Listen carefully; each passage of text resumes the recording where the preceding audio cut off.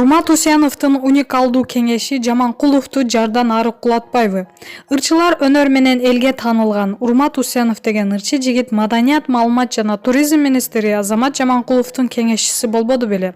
Аныгында кеңешчилик кызматка кагылып согулган, жетекчилик тепкичтерди басып өткөн, баскан жолу байсалдуу адамдарды коюш керек эле. Анан министр Жаманкулов өзү 33 жашта болсо, кеңешчиси 38 жашта.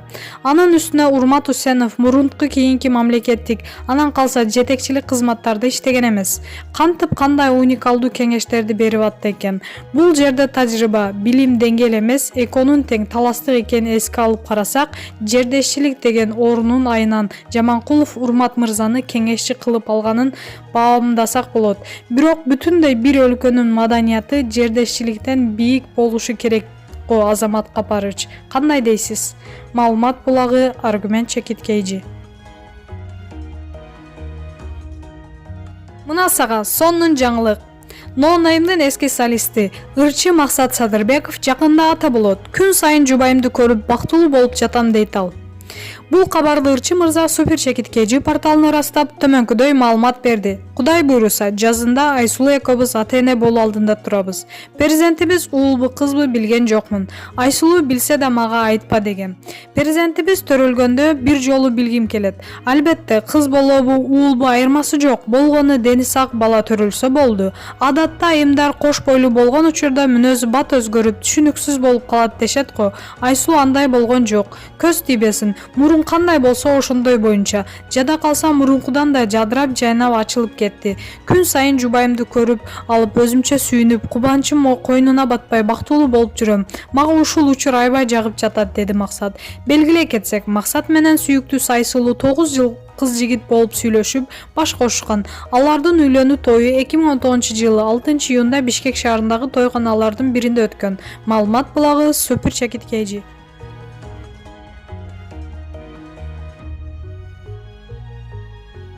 Жүрөк титирейт. Самара Каримова көрмандардын кечирим сурап, видео кайрылуу жасады. Белгилүү ырчы Самара Каримова Instagram баракчасы аркылуу жалпы көрмандарынан кечирим сурап кайрылды. Каримова видео кайрылуусун Абу-Даби шаарындагы Шейх Зейд мечитинин жанынан жасаган. Билип-билбей, кимдир бирөөнү капа кылган болсом, кечирим сурайм. Күнөөсүз бир гана жаратканым.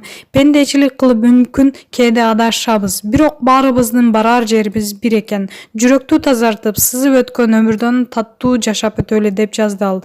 Ырчы айымдын Instagram баракчасынан анын учурда Бириккен Араб Эмиратында жүргөнүн билүүгө болот. Маалымат булагы, Барометр Чекиткейжи.